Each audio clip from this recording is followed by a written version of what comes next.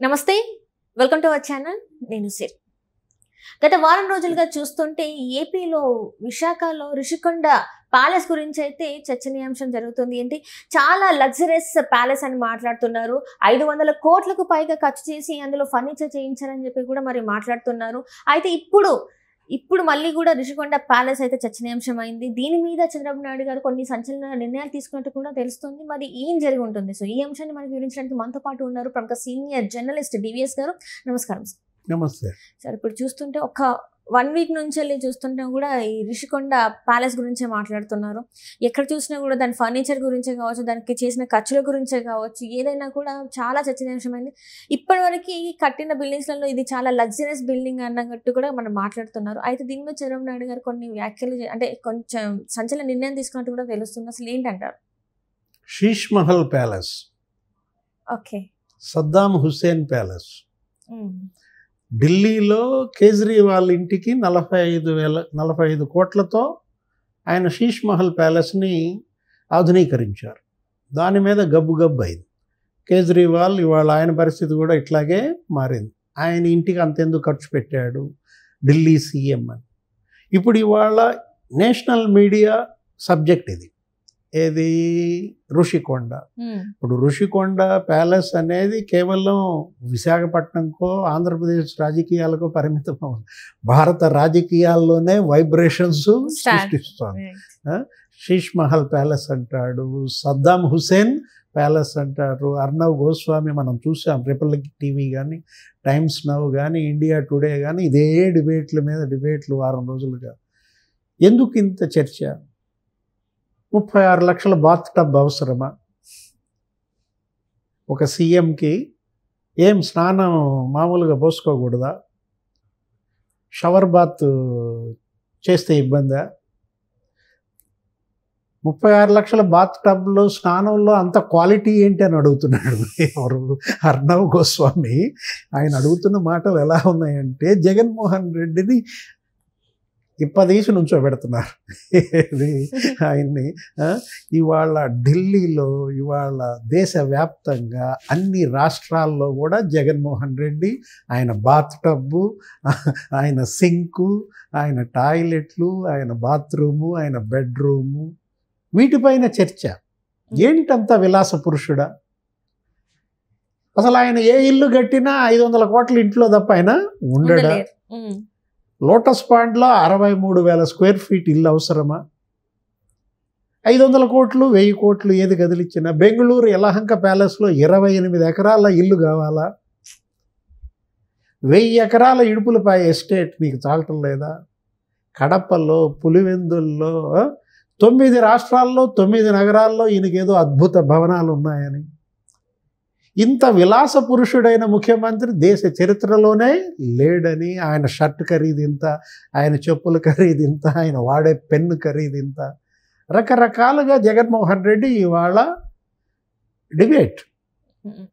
ఏంటి, ఇప్పుడు ఋషికొండ ప్యాలెస్లో 450 కోట్లతో కట్టాడు.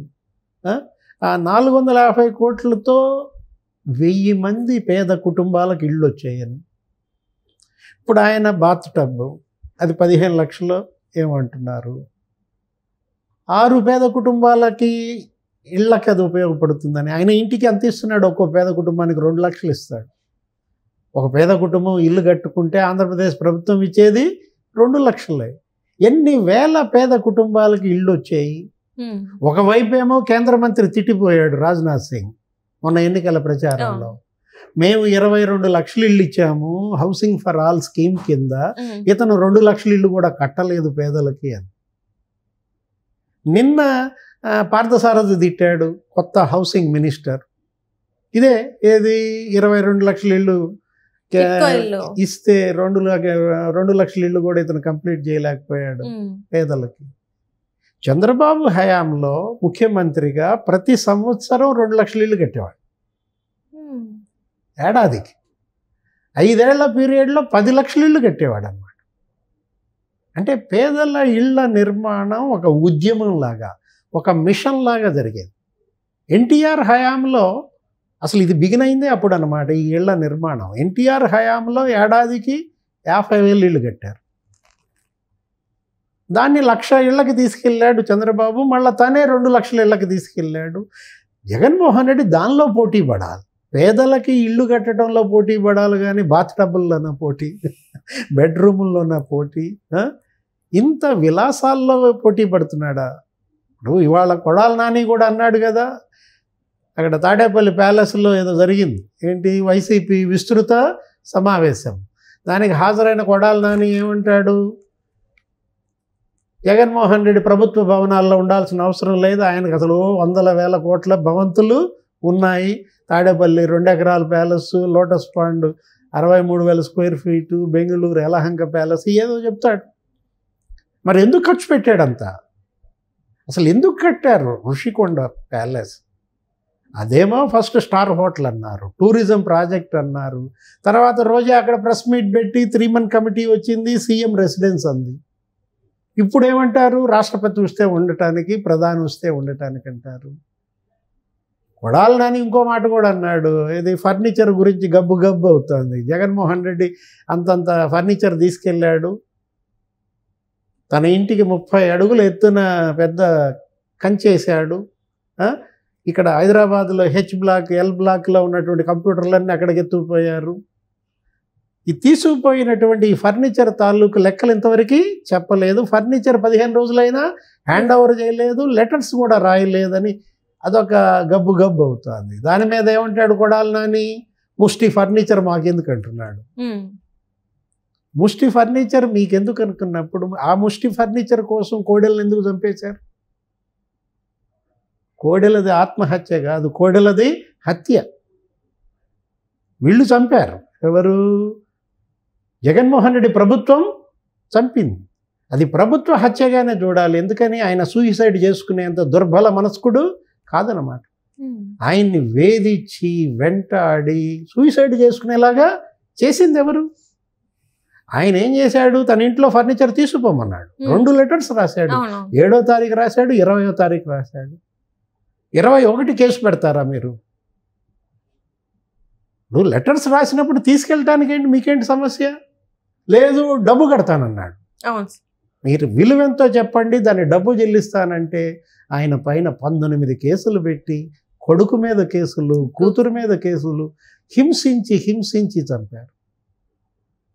45 ఏళ్ళు వైద్య సేవలు అందించాడు. పల్నాడు అపర ధన్వంతరి, అతని చేతి హస్తవాచి. సర్జరీ ఆయన చేత చేయించుకోవాలనుకుంటారు. అంత గొప్ప సర్జన్ అతను. 27 ఏళ్ళు మంత్రి, ఎమ్మెల్యే, 27 ఇయర్స్ నరసరావుపేటలో ఎమ్మెల్యేగా సత్తెనపల్లిలో 6 సార్లు గెలిచాడు. 12 ఏళ్ళు మంత్రిగా చేశాడు. అటు ఎన్టీఆర్ క్యాబినెట్లో, ఇటు చంద్రబాబు క్యాబినెట్లో స్పీకర్గా పనిచేశాడు 5 ఏళ్ళు. అలాంటి పల్నాటి పులిని సూసైడ్ చేసుకునేలా చేసింది ఎవరు? మీరు కాదు. ముష్టి ఫర్నిచర్ కోసం ఈ మాట కొడాలి నాని అప్పుడు ఎందుకు అనలేదు మరి ఆయన్ని? జగన్మోహన్ రెడ్డికి అప్పుడు అదే చెప్పచ్చు కదా, మీ ముఖ్యమంత్రికి ముష్టి ఫర్నిచర్ కోసం అంత పెద్ద నాయకుడిని అలా ఎందుకు వేధిస్తావని. ఇప్పుడు ముష్టి ఫర్నిచర్ అంటున్నాడు. అసలు జగన్మోహన్ రెడ్డి ఎంత ఫర్నిచర్ వాడాడు? తాడేపల్లి ప్యాలెస్లో ప్రభుత్వ ధనంతో కట్టిన కట్టుబడులు ఎంత? ఆ 30 అడుగుల ఫెన్స్కి ఎంత వాడారు? లోటస్ పాండ్లో ఎంత మరమ్మతులు చేశారు? యలహంక ప్యాలెస్లో ఎంత మరమ్మతులు చేశారు? వీటన్నిటిని కూడా బయట పెట్టాలి. రేపు అసెంబ్లీ జరిగితే తప్ప అసలు వాస్తవాలన్నీ బయటికి రావు. ఋషికొండ మీద కూడా ఒక కమిటీ వేస్తున్నారని, ఒక నివేదిక వస్తుందని, ఆ నివేదికను బట్టి చర్యలు ఉంటాయని లోకేష్ బాబు కూడా అన్నారు. ఇప్పుడు చంద్రబాబు నువ్వేమన్నావు, ఋషికొండ మీద ఏదో నిర్ణయం తీసుకోబోతున్నాడు, సంచలన నిర్ణయం. అది ఏం చేయాలో ఎవరికి అర్థం కాని పరిస్థితి. అది హోటల్గా చేయడానికి పనికిరాదు, ఎందుకంటే దానిలో గదులు లేవు. ఒక 12 బెడ్రూమ్లే ఉన్నాయి. 450 కోట్లకి 450 గదులు రావాలి. గొప్ప ఆదాయం వచ్చేది టూరిస్ట్ ప్రాజెక్టుగా. ఇప్పుడు దాన్ని ఏదో టాటా ఫరం ఏదో ఇస్తున్నట్టు, టాటా సంస్థకి ఏదో దాన్ని కనుక లీజుకి ఇస్తే, మన హైదరాబాద్లో ఫలక్నామా ప్యాలెస్ని ఎలా అయితే వాళ్ళు ఒక పెద్ద లగ్జరియస్ హోటల్గా డెవలప్ చేశారో, అట్లా దాన్ని కూడా ఫలక్నామా ప్యాలెస్ లాగా చేసి టాటా సంస్థకి అప్పచెప్పి తద్వారా ఆదాయం తెచ్చే ఏర్పాట్లు, ఆ వచ్చే ఆదాయాన్ని ఈ పేదలకు అన్నం పెట్టేది ఏంటి, అన్నా క్యాంటీన్లకి ఉపయోగించటం. దీనికోసం ఏదో ఒక చర్చ ఇది జరుగుతోంది. రేపటి అసెంబ్లీలో జరగబోయే సమావేశాల్లో, రాబోయే క్యాబినెట్ నిర్ణయాల్లోనే అసలు నిర్ణయం వెలువడే అవకాశం ఉంది. ఈలోపు రకరకాల ప్రచారాలు, భారతి మేడం కూడా కేసు ఉంటుందని, ఆమెవరు అచ్చవ్వ సుప్రియారెడ్డి మీద కేసులు పడతాయని, ఎవరామె పాంథియాన్ డిజైనర్స్ ఇండియా ప్రైవేట్ లిమిటెడ్, ఎందుకు ఆమెకే ఆ డిజైనర్స్ అది ఇచ్చారు, ఇంటీరియర్స్ అన్నీ కూడా 120 కోట్లు ఆమెకే ఎందుకు ఖర్చు పెట్టారు విలాసాలకి.